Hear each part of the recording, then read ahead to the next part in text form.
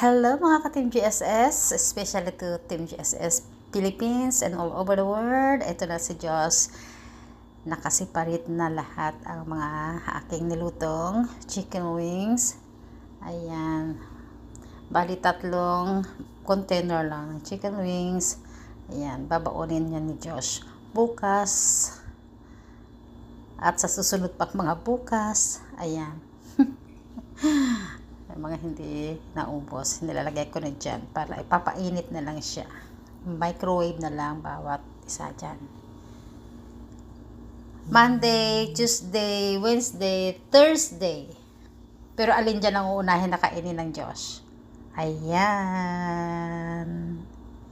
Ilalagay ko to sa fridge para hindi siya masira. Ito bagong luto to mga kanin at saka itong adobo. Ayan.